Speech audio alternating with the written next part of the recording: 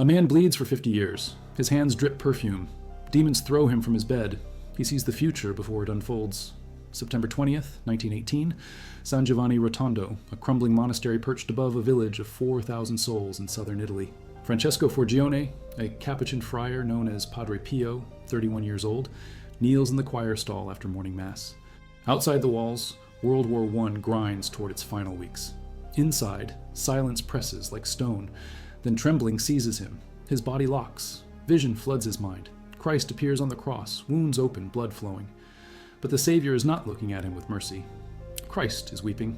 His face contorts with anguish, not from the nails, but from something worse. He speaks. The ingratitude of men, especially those consecrated to him, those he favored most. Christ's suffering radiates outward. He desires souls to join his passion. He invites Pio to let the pain enter, to meditate on it, to concern himself with the salvation of others. Pio feels compassion flood through him like fire. He asks what he can do. A voice cuts through the vision. I will unite you with my passion. The vision vanishes. Pio returns to himself. Reason floods back. He looks down. 5 wounds have opened. Hands, feet, side. Blood flows. Before this moment, he had no such marks. This is documented. June 15th, 1921. Bishop Carlo Raffaello Rossi of Volterra arrives on secret orders from the Holy Office. He interviews Pio under oath for 8 days. 142 questions with his hand on the Gospels. The testimony is preserved in Vatican archives, opened in the 2000s at the request of Benedict XVI. Published in a book titled Padre Pio Under Investigation, edited by Francesco Castelli, historian for the beatification cause of John Paul II. The report confirms every detail: Christ lamenting, the ingratitude, the consecrated persons, the mission given, the stigmata appearing that exact moment. Pietrelcina, the village where Pio was born. He is 25 years old, still in formation, his health so frail his superiors doubt he will survive the Capuchin rule. Friday morning, he is in bed. Jesus appears again, this time beaten, disfigured, face unrecognizable from blows. Christ shows him a vision within the vision, a great multitude of priests, regular clergy and secular priests. Among them, ecclesiastical dignitaries in positions of power. Some are celebrating Mass, some are putting on sacred vestments, others are removing them. Pio watches. Horror builds in his chest. He sees Jesus turn toward these priests. The Lord's face twists with grief so profound it breaks through the physical wounds. Then Christ looks back at Pio. 2 tears run down his cheeks. Jesus moves away from the throng with disgust carved into every feature. He cries out one word: butchers. Then he speaks to Pio directly. My son, do not think that my agony lasted 3 hours. No, I will be in agony until the end of the world. The words land like stones. Pio records this in a letter dated April 7, 1913, to his spiritual director, Father Agostino of San Marco in Lamis. The letter survives in Volume 1 of Padre Pio's Epistolary, published and verified. In it, Jesus continues, with what ingratitude is my love for men repaid, I would be less offended by them if I had loved them less, the Sacred Heart forgotten. Nobody cares for his love, always saddened. Churches become theaters of amusement. People abandon him at night. In the morning, they neglect the sacrament of the altar. They speak of this sacrament with indifference and coldness. His house, desecrated. And the priests, the ones he protected as the apple of his eye, the ones who should comfort his sorrowful heart, the ones who should help him redeem souls. Instead, they return in gratitude. Christ tries to continue, but sobs choke his throat. He weeps. Under false appearances, they betray him. Sacrilegious communions. Stamping on the light and strength he gives them continually.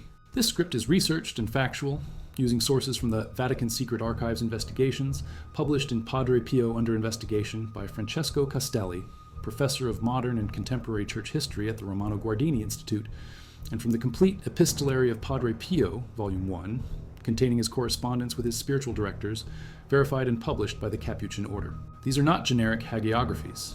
These are sworn testimonies, given under Vatican investigation and personal letters written in real time. Now back to the information. At age 5, he tells his mother he wants to dedicate his life to God. She believes him. By age 10, he reports speaking regularly with Jesus, Mary, and his guardian angel.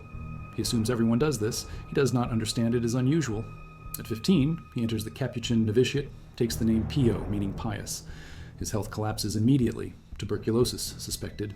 Fevers rage. He spends years away from the monastery, convalescing in Pietrelcina, unable to complete formation. But during this time, his spiritual life explodes. Celestial visions intensify, angels appear, saints manifest. The Virgin Mary visits him, calling herself his sweetest mother. And then the other presences arrive. Age 4, the first demonic attack. A figure appears, threatening, ominous, terrifying. It happens often. Every night the light is extinguished, and he is left to their mercy. At age 5 or 6, he consecrates himself to the heart of Jesus when it appears above the high altar. The attacks cease during his novitiate year. Then, at age 10, they return. Throughout his first years of priesthood, ordained 1910, the vexations become physical, insults, threats, beatings. Satan fails to turn him from God, from prayer, so the attacks grow more violent. 1911, the monastery of Venafro. He describes encounters to his spiritual director in letters that are vivid, detailed, preserved. Demons appear as an ugly black cat, as a monstrous dog leaping at him in the choir. He tries to invoke Jesus, but cannot speak. The specter presses down on him. He feels death approaching. When he finally gasps the name Jesus, the monster vanishes. Other times, demons come as young girls, nude, performing obscene dances to test his chastity, sometimes as gruesome animals designed to fill him with terror. But the most dangerous deception comes when the devil masquerades as sacred figures. Jesus, the Virgin Mary, St. Francis, Pio's own superiors. These false apparitions challenge him most. He develops a discernment method, later teaching it to his spiritual followers. True visions of the Virgin or Christ produce initial timidity followed by peace. Demonic apparitions dressed as sacred figures provoke immediate joy or attraction, replaced afterward by remorse and sadness. This pattern holds. He shares it. It echoes the teachings of St. Teresa of Avila. They make him fall from his bed. They tear his shirt to beat him. Bruises appear, scratches. Witnesses see them. Fellow friars hear horrific noises from his cell at night, thuds, wails, sounds of struggle.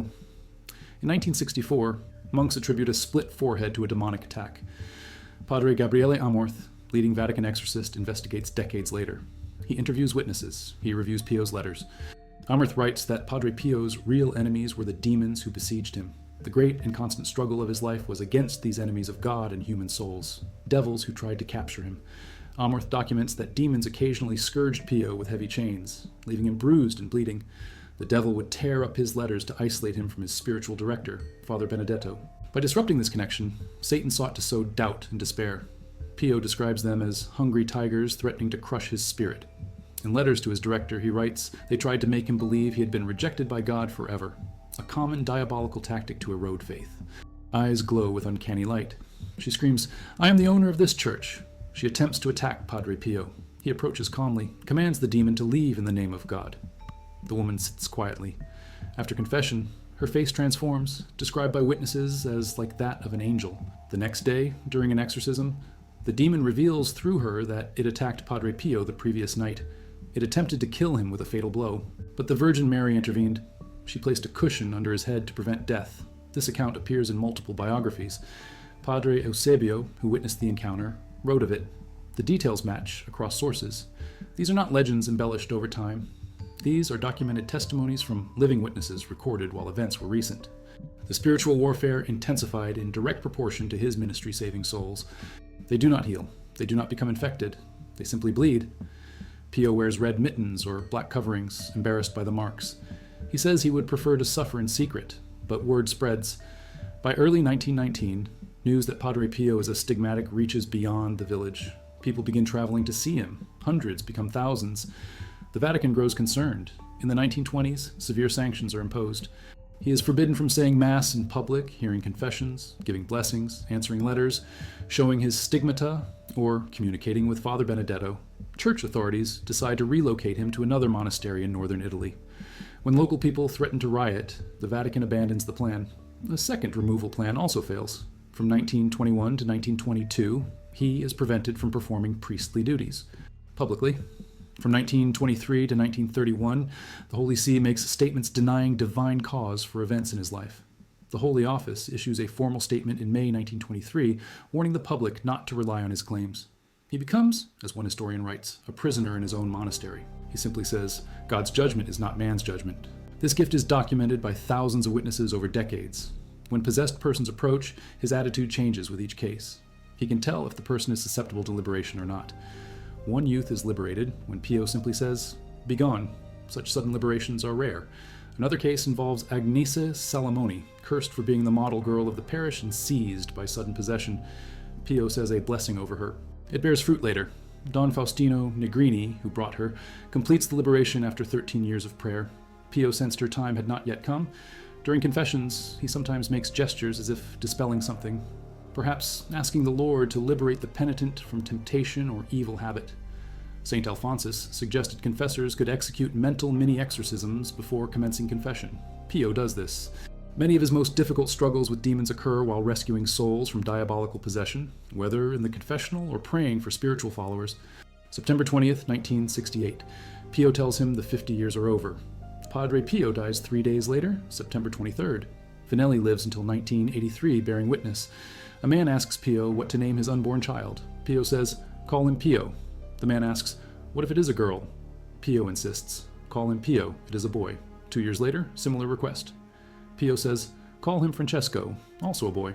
In 1948, Capuchin missionary Louis Magliacani visits Pio before returning to India. Louis tells a friend Pio is a fake. The friend suggests going to get first-hand view of the fake. Pio tells Louis, "You will never go back to India. You will go to Arabia." Louis responds, "Before coming here, I thought you were crazy. Now I know you are." During lunch, Louis receives a phone call. A cardinal from the Congregation for the Propagation of Faith orders him not to go to India but come immediately to Rome. In Rome, the cardinal and Louis have private audience with Pope Pius XII. The Pope tells Louis he has been chosen to open a new mission in Arabia. Louis responds, "I knew that." In 1947, Pio visits dying friend Don Peppino Massa on March 19th. Pio tells him he will survive another 19 years. Massa dies March 19th, 1966, exactly 19 years later.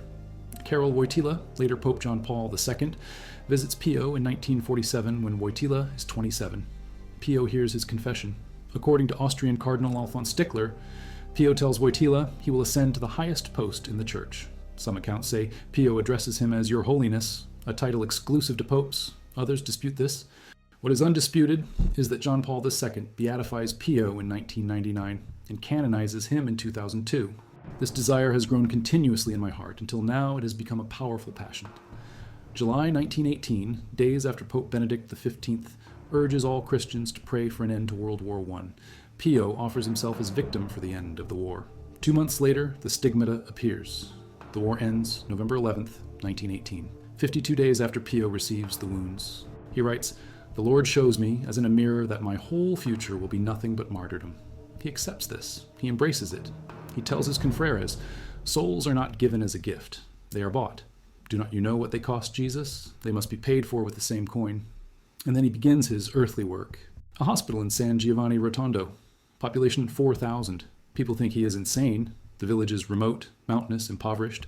Southern Italy in World War II. Building a hospital seems impossible. But Pio says, "The work is not mine, but Providence's." If he could, he would build it in gold because whatever is done for the sick is done for Christ. October 5th, 1946, juridical standing is established. A shareholding company is created by notary Girolamo Caginelli of Foggia. January 14th, 1940, Dr. Sanvico asks for the hospital name. Pio responds immediately, Casa Sollievo della Sofferenza. June 9th, 1941, Emanuele Brunato sends a check for 3.5 million French francs from Paris, a massive amount. Groundbreaking cannot start because of the war. The committee invests money in a ranch in Lucera to avoid currency devaluation. May 19th, 1947, construction begins. 20 workers, no architectural plan, 4 million Italian lira in the bank, equivalent to about $2,400 today. Angelo Lupi serves as architect, contractor, superintendent. Through his genius, necessary equipment and supplies are made on site. This saves money. Provides work for poor locals. During construction, Lupi is charged by an engineer in Foggia for abusive exercise of the profession of architect. Pio tells him, "Do not worry, my son." July 24th, 1954, first outpatient clinics open. May 10th, 1956, the hospital welcomes its first patient. May 5th, 1956, inauguration ceremony. Pio celebrates Mass on the hospital steps. Thousands attend, including prayer groups from around the world. The facility opens with 300 beds. Today it has nearly 1,000 beds, handles 60,000 admissions annually, provides over 1.3 million outpatient services each year, recognized by Italian Ministry of Health as Scientific Hospitalization and Treatment Institute in 1991. Casa Sollievo della Sofferenza is now considered one of the most efficient scientific research hospitals in Europe. The The Casa has opened its arms to many thousands of suffering bodies and spirits, offering to all, regardless of status, from the most wealthy to the less well-off, ministering to all in generous measure. He emphasizes the hospital was created not only for relief of sick bodies, but for benefit of the whole person. The suffering patient must have in himself the love of God by wise acceptance of his pains and serene meditation on his destiny before God. Here, the love of God must be strengthened in the spirit of every patient through his love of Jesus crucified. This is his earthly work, prayer and science united, body and soul treated together. He gives the hospital to the Holy See. It becomes one of only 2 hospitals under papal jurisdiction. He establishes international network of prayer groups to support the Casa through intercession. Without prayer, he says, our house for the relief of suffering is like a plant without air and sun. The prayer groups are the front line of this little city of charity. They flourish today, spread across continents. Pope Pius XII had granted him special dispensation, title to all Casa property and administrative control of the hospital. Pope John XXIII reverses this, orders Pio to sign over the Casa to the Vatican. He obeys without protest. Not until 1964, with the ascendance of Pope Paul VI, is Pio released from all restrictions. Despite these injustices, his inner joy remains untouched. Without blame or judgment, he says simply, God's judgment is not man's judgment. All attempts to release bombs fail. Later, when American Air Base is established at Foggia, one pilot visits the friary. To his surprise, he finds the friar he saw in the air that day. Gemma DiGiorgio, little girl born blind without pupils in either eye, visits Padre Pio. She miraculously regains sight, one truly miraculous factor. Although she can see, she still lacks pupils. Medical science has no explanation. Healing after healing is documented. People approach him with terminal diagnoses. After confession or blessing, they are cured. Doctors verify. No medical explanation exists. But witnesses say it was not miracles that changed lives. It was his Christ-like presence and deep devotion to God. Through Padre Pio, they experienced the presence of God. One person describes it simply. He made God real.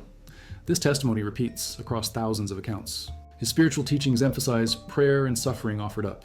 He believes suffering, when united with Christ's sacrifice at Calvary, can aid salvation of souls. He always has the rosary in his hands, prays full 15-decade rosary multiple times daily, recommends weekly confession, twice daily examination of conscience, morning and evening. He urges people to live in God's presence by praying as much as possible, meditating on Christ's life, surrendering to God's will, loving both God and neighbor. He counsels joy in service of God, warns against harmful effects of discouragement and worry.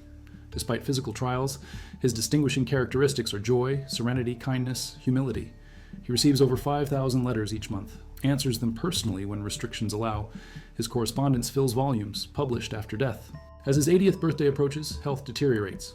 Confined to wheelchair, he continues saying Mass, hearing 50 confessions daily, receiving thousands of letters monthly. September 20th, 1968, the 50th anniversary of his stigmata. He tells Vanelli the 50 years are over. September 21st, he celebrates his final Mass. The recording survives. His voice trembles with age and pain, but holds steady.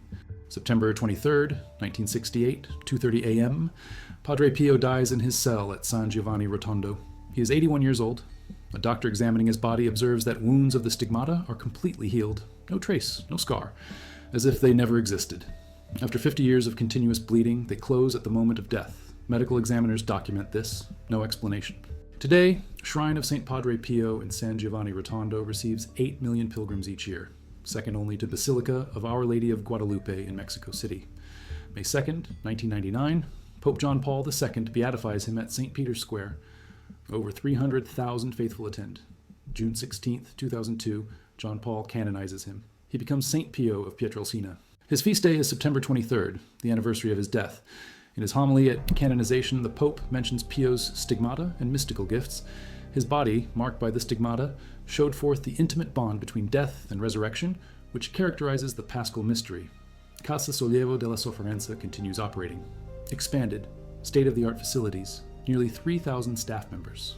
Research collaborations with Harvard University, MIT, Oxford, Cambridge, pharmaceutical giants like Hoffmann La Roche, Gilead Sciences, Biogen, Novartis. Over 200 clinical trials in progress. Areas include amyotrophic lateral sclerosis, multiple sclerosis, glioblastoma, Huntington's disease, Institute for Stem Cell Biology, regenerative medicine and innovative therapies established. First factory of GMP neural stem cells in Europe for producing biodrugs and cell drugs. Agricultural companies owned by the hospital, Masseria Calderoso and Posta La Via, produce organic food, olive oil from 70 hectares of olive groves, dairy products from 700 cattle, vegetables grown on site, everything supplied to hospital and affiliated facilities. The vision Pio had, Hospital City combining science and prayer, treating body and soul together, exists today exactly as he described. Christ turns toward them. His face twists with grief. 2 tears run down his cheeks. He moves away with disgust, cries out, "Butchers!" Then the words, "My agony did not last 3 hours. I will be in agony until the end of the world." The ingratitude, the churches becoming theaters, the sacrament neglected, people abandoning him at night and morning, speaking of the sacrament with indifference and coldness, and the priests, the consecrated ones. Those he protected most carefully, those he loved as the apple of his eye, the ones who should comfort his sorrowful heart, help him redeem souls. Instead, ingratitude, under false appearances, betraying him with sacrilegious communions, stamping on the light and strength he gives. This is not past tense. Christ tells Pio the agony continues until the end of the world. September 20th, 1918, 5 years later, the Stigmata Vision. Christ on the cross, lamenting the ingratitude of men, especially those consecrated to him and favored by him. His suffering apparent, his desire to unite souls to his passion, the invitation to Pio, let the pains enter, meditate on them, concern yourself with salvation of others. The voice, I will unite you with my passion. Pio is given a mission at the culmination of an interior mystical journey of preparation. The stigmata were not result of personal request. They came from invitation of the Lord, lamenting ingratitude of men and consecrated persons in particular. This helps us understand the freedom and humility of the Capuchin, who is clearly completely uninterested in making a show of the wounds. Pio's humility manifests in his reaction to seeing signs of the passion traced in his flesh once he comes back to himself. He begs God to withdraw the stigmata but not remove the pain. He considers visible wounds an indescribable, almost unbearable humiliation, but God refuses. The wounds remain. They bleed for 50 years. And through them, Pio preaches without words. The message Christ gave him, the ingratitude, the consecrated person's failing, the church is empty, the sacrament neglected, the false appearances, the betrayal. Pio becomes living testimony. His body speaks what his mouth rarely utters. When Filippo de Capua's wife has difficult pregnancy, specialists in Naples and Foggia say either mother or child will die at delivery. Filippo asks Pio for prayers. Pio says, neither the mother nor the child will die. Days pass. Filippo doubts. He asks Padre Costantino to remind Pio about his wife. Pio responds, tell him that if something happens, it will be as a result of his lack of faith. It is not yet written in the decrees of God. But if something happens, it will be for his lack of faith.